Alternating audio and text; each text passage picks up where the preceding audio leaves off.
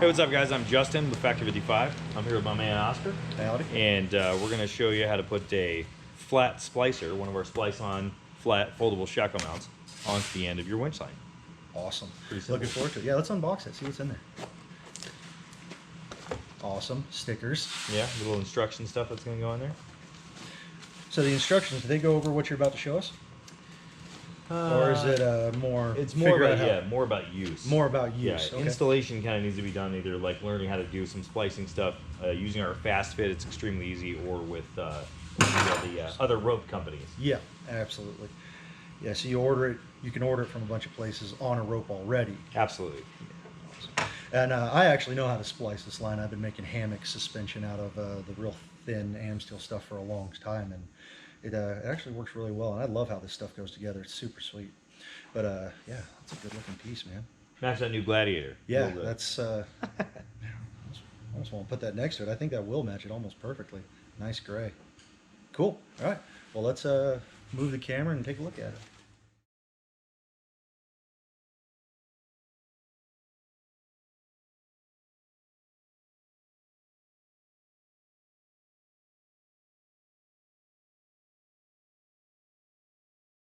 So we're going to do a locked Brummel then? Do you need this other end out? Mm-mm. Oh. Nope. So is it a locked Brummel or just a deep bury? We're just going to do, well, we can do either or. The deep buries are way easier with this, only because of where this comes out in the middle section. It's a lot harder to get that, to do the Brummel, only because you need that area to twist the knot back inside of itself, like down here. And it's really not that necessary. In fact, the Brummel makes the rope splice weaker. Yep. So. Yeah, I've always just done the deep buries when I put these on. And then you don't have to unroll this whole thing, cut off this, which I'm going to cut that off anyway. But the only problem with these is that you want to make sure that the tapered end is actually tapered. Well, is a lot tapered, because what happened is, yeah, you need to get it narrowed around to get that whole thing through there. Okay. So that takes a lot more of a process to do. We learned that the hard way at our booth at Overland Expo when we tried to do this live in person with a guy. I was like, oh crap, man, we gotta really trim this off, otherwise it doesn't want to feed. It just gets tougher to get through there, yeah.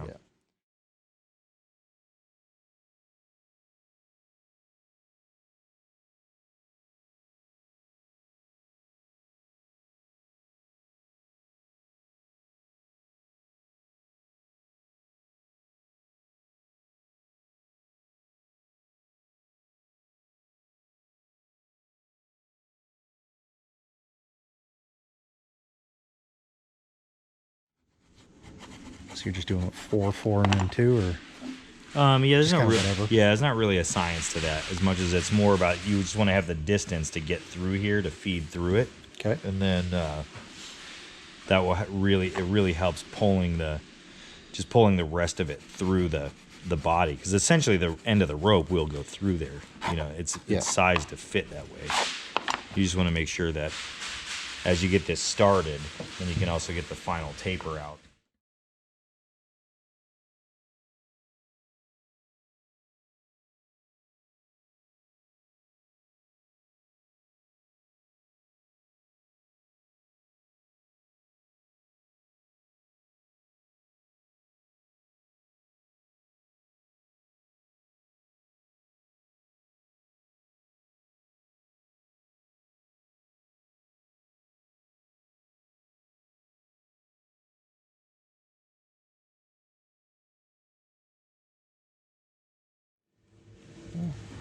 Yeah, so that way you have something that's long enough, right, to get to the tail end of this to get it through there. Yeah, that makes sense.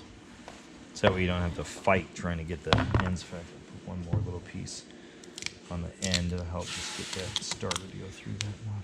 Now, when you thread a needle, you usually lick the end. Are you gonna lick the end of this? No.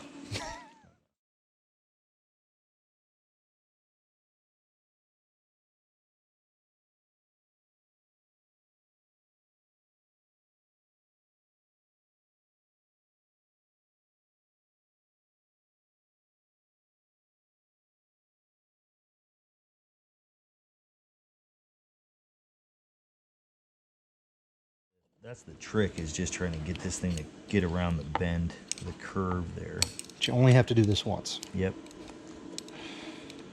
And that's why this is kind of there in order to help scoot that process along. But if you get the rope too thick in between there, it becomes very difficult to grab and try to move that around the bend. There we go. So as you get it through there, now you can take the end of it. Oh, I've dropped it.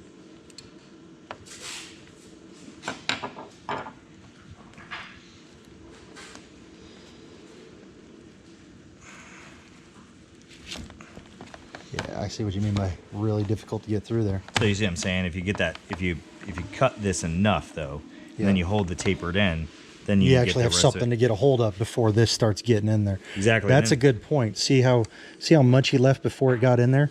That's enough to get all the way around. To get all the way around. And have something to pull on. Exactly.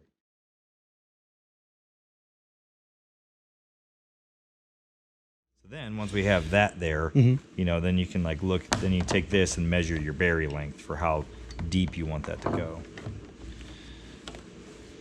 So let's see, 1. And you're doing that and not 2, including this. Yeah, I'm going to cut that off. So you're going to lose a little bit more line, but I'm not worried about it. let's see, 1, 2, 3. So that should be perfect. So 3 of the red pieces. Yeah, How long is that?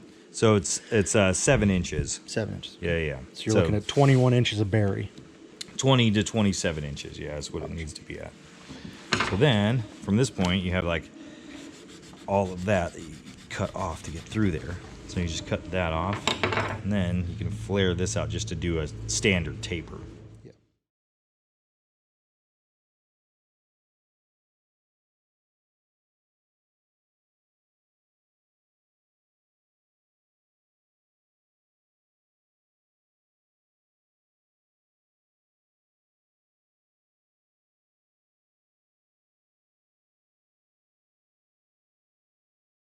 All right, show me what you did with that again. How'd you get that to do that? Oh, so the fast fit comes in 2 pieces, right? Okay. So you just thread this together. And then that just kind of make sure I can get that in frame down a little bit. All right, yeah. So then you just open up that wire basket. That is awesome. Then you grab the end of this. And that's how you want to stuff that in there. Kind of jam it in there, and when it elongates, it'll fix it. Yeah, there we go. Yeah. So now that'll hold on to the end of the rope right there. Perfect.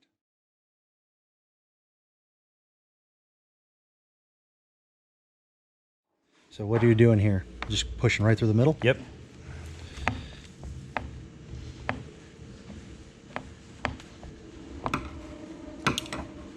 And that kind of produces a lock right there. Yeah.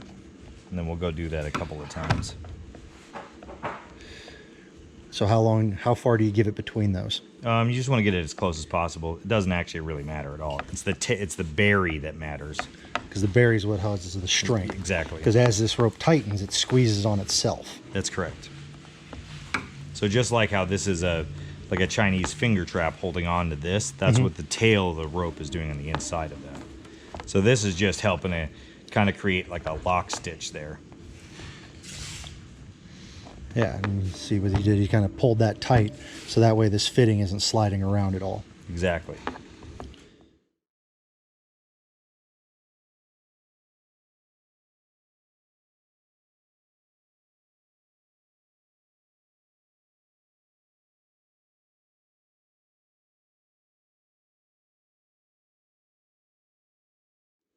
And this is where we do the bury, right? Yep. So what you're doing is trying to get into the center of all the threads? Mm-hmm.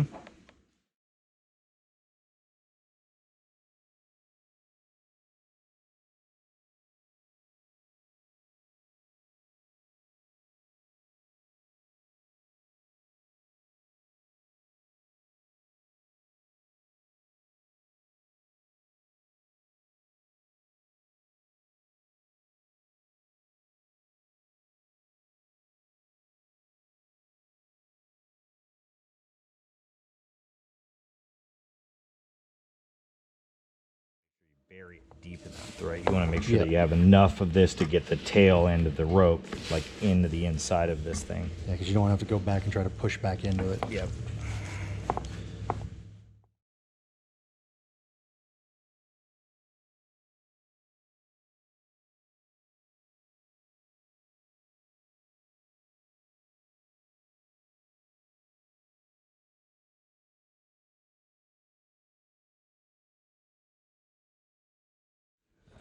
we're gonna need to trim that off.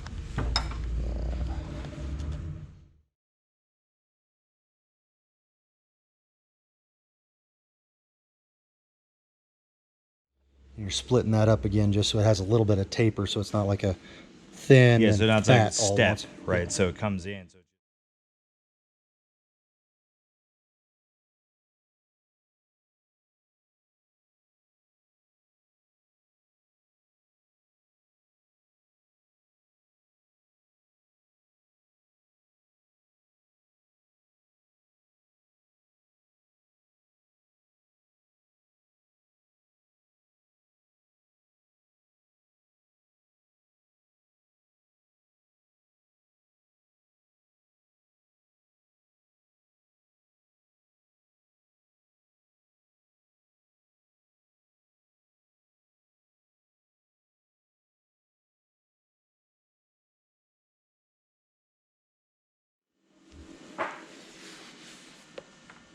Look at that. That has a nice little taper, see? It's buried all the way in there and just kind of thins out until you get just the rope itself.